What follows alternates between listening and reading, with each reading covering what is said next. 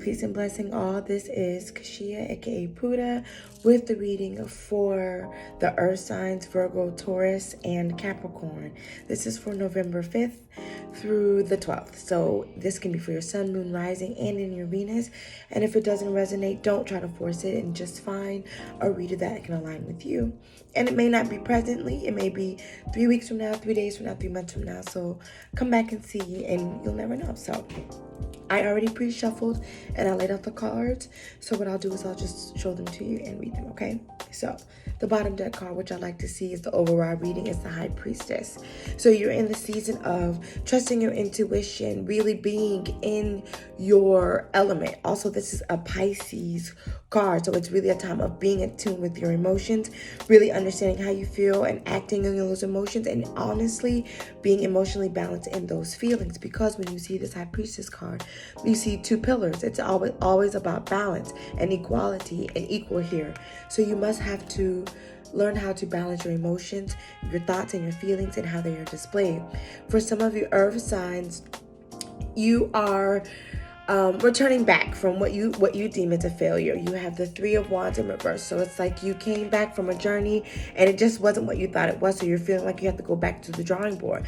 But the blessing with this is when you go back to the drawing board, you still have a plan. It's just some things may have occurred that didn't go out so well. So you try, it didn't work. You go back, readjust, and try again.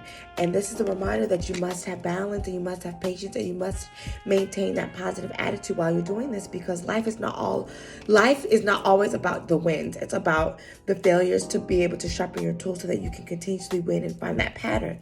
For some of you earth signs, you're having some issues within your relationship and your partnership, and it feels like you may be doing all the work yourselves, that there's just a disconnect, and that there's no real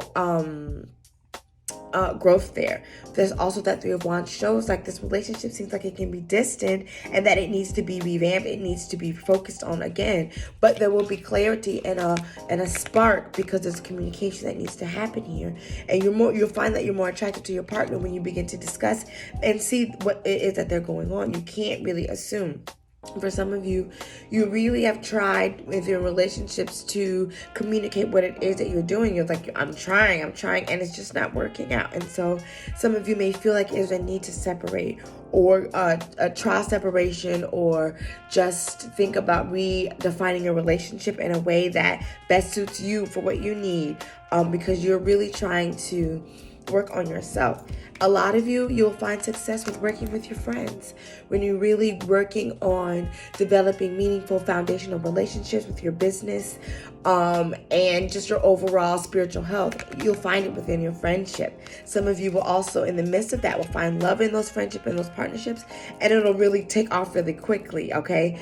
And with the Chariot card, and I say that because there is the Chariot card, and with the Chariot card, this is also saying how you need to balance out having that good time and that fun time with your responsibilities, because we're in an era of pushing things forward with the Mars in retrograde. So the energy of passion, igniting, sex, just doing things, not forcefully, but yes, forcefully, with passion and your intent. So what it is that you're putting out there? Are you putting out that party mode, or are you putting out that grind mode, or are you putting out that with me mode? So it's really a time to get in tune with your High Priestess self, with your intuition, trusting yourself, and really tapping into that divine source, whatever it is you tune into, and tune into your divine self. Because you have the Four of Cups in reverse, it's like, you know what?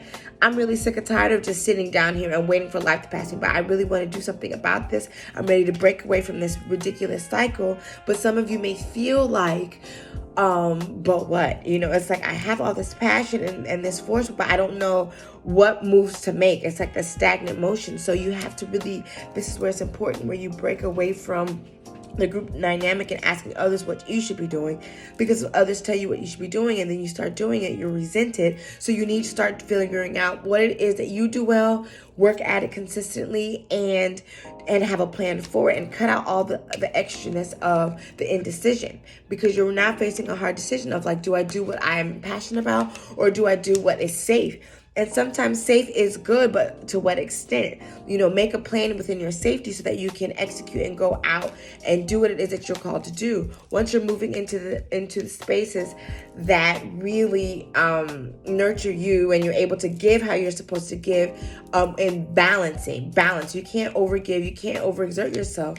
But once you begin to live in your truth and do what it is that you feel is necessary, whether it's in your relationship or your business, you will begin to see you coming out of those poverty mindsets.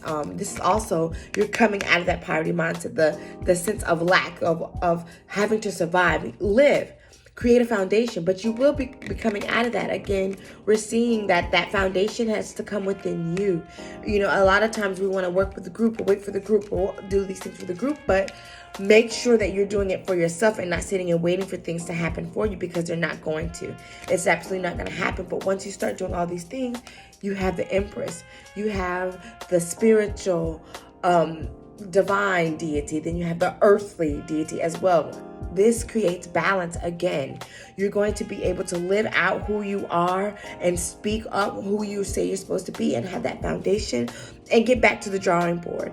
And for those of you with relationship difficulties, you will have a solution when talking, communication, and expressing exactly what you want. Do not be passive aggressive in this season. We're in Mars in retrograde, where anger and frustration are let out. So you need to be able to express this. And if you're at wit's end, then it's time to express the next movement for these things. It's time to express, like, hey, I need space. I need to get out of this. I need balance. And for some of you as well, therapy is a good motion too, whether it's for yourself or for your relationship. So it's time to make that decision you don't want to make, because you're in an insanity circle, not doing what you're supposed to be doing. Okay, Earth signs. So if you can relate, please comment below, subscribe, like, and if you can't, may you find the reader for you. Peace and darkness, peace to the infinite and divine.